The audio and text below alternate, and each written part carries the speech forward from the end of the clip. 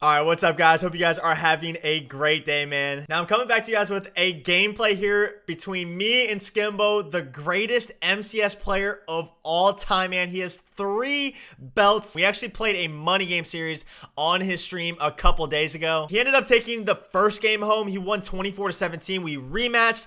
This is going to be that gameplay. You know, I was thinking about uploading the first gameplay as well, doing like a 2 games in 1 video. It ended up just being too long, and honestly, the first game was pretty sloppy anyway. A lot of interceptions.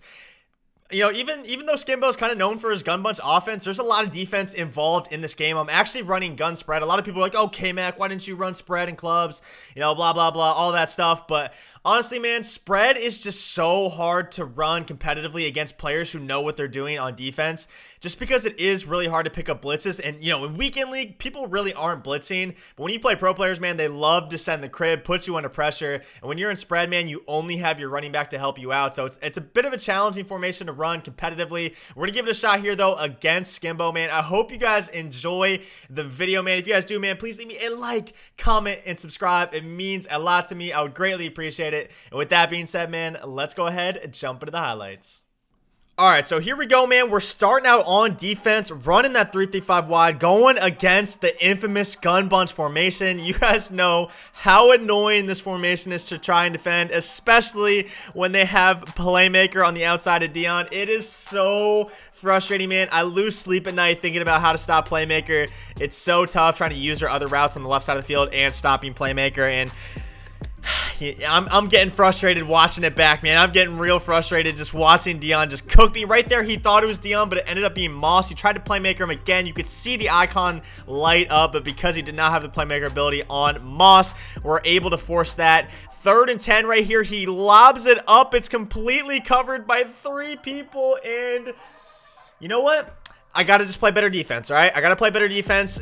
I only had 3 defenders in the area. I need 4. Santana Moss, you know, last name Moss. Like, what did you expect, man? It's just in the DNA. So, got to play better defense right there. Got to have 4 defenders next time instead of just 3. 3rd and 14 right here after forcing a negative gain or negative play. And right there, you know, initially I got cheated. Like, looking at it right there, Marcus Peters cuts it off. There was no other receiver below him in any part of that field. The only people we would have had to outrun were 60 speed linemen with a 99 speed corner. Probably would have been a pick 6, but if you look at it from the, you know, Marcus Peters' perspective, if he caught that, he would have had to run 99 yards. He would have been out of breath after that. You know, not really worth it. Got to conserve that energy for later in the game. So completely understandable when you view it from his perspective that we dropped that pick 6 right there. Forced him to 3. We're going to go out here on offense. We threw a dot to T.Y. Hilton to start the drive. And then right here, Michael Vick, again, looking at T.Y. Looks like we got a nice little connection between Vick and T.Y. The reason I decided to go with Vick and spread is obviously we don't have that luxury of being able to block that well. And oh my God, what a terrible route combo for me, man. It looked like a streak next to a post, but it was actually an in route. It was kind of a weird in route. It's kind of like an in route that, like, it's like a hybrid, almost S post in route. So it kind of does like a little cut like this and then does an in route. So it was like a super deep in route, and then yeah, just gotta play better defense, man. Gotta motivate my DB to catch that pick right there. I didn't give him any motivation. That was truly my fault. 3rd and 10, a little route bounce here to Bo Jackson. But, yeah, that was a tough pick, man. I thought we had a dot for a touchdown. It was wide open. It's just the in route ran a little bit deeper than I thought it would. That was out of the second spread. There's spread Y-flex, and then there's a different spread. I don't use the other spread that often, and because of that, I didn't know that route ran that deep. And then, yeah, that was a dot. I'm not going to lie. You know, I've been pretty sarcastic so far, but that was an absolute beam right there. Can't really complain about that. And then Bo Jackson fighting into the end zone. So, kind of an unfortunate start to the game. You know, we got triple team agged. We dropped the pick 6. We threw what should have been a touchdown, but kind of a bad route combo. So, you know, when it rains, it pours. You guys know the saying, man. When it rains, it pours. And oh my God, it is a hurricane outside right now, man. I'm wearing my floaties. I'm drowning right now. We fumble with Vic on our first QB run of the game. I specifically used Vic. That way we could escape blitzes. That way we could utilize some of the quarterback runs that are in the Ravens playbook. And We fumbled the first time we used Vic, so a little bit unfortunate right there, but we're playing great defense. He's 6 for 15. He's like at a 37% completion rate. He tries to get cute on 3rd and 1. We bagged it. 4th and 1. We bagged him again. Nothing open, and my DBs they just got butterfingers, but you know what? We'll take it. We got the turnover on downs regardless, and then right here, man, just good defense. Michael Vick is still dead tired from last drive, man. You could see him huffing and puffing, and because of that, we're bringing up a 4th and 4. We go back to the post that we threw a pick on last drive. This time it was open. We took away the deep in route so they didn't run into each other, and Santana Moss coming up with a really nice catch there. Would have loved for it to be a touchdown, but we'll go ahead and throw the laser on the next play. That connection to T.Y. Hilton is looking real strong right there. Highballed it just to make sure I didn't get lurked. I saw his user running there as soon as the ball was snapped. 7-10 though. We have some life, and then right here he actually misses the wide open touchdown to the tight end, and a little bit of hot potato right there, falling right to LT with the heads up play for the pick 6. So a lucky play right there, but honestly, you know, I feel like Skimbo really missed his touchdown. He had the tight end. He cooked man coverage. I didn't have a zone to help out there. He missed his read, went to a playmaker that I thought was kind of bagged, and before he could throw it, he got hit. Fell right to LT, definitely a fortunate bounce, and we're able to capitalize with a pick 6. So I feel like we got super cheated to start the game, man. We definitely got pretty lucky right there. I'll take it. And then right here, man, I decided to go on conservative. I wasn't on conservative the first time I fumbled. And honestly, I've ran QB runs a little bit this year.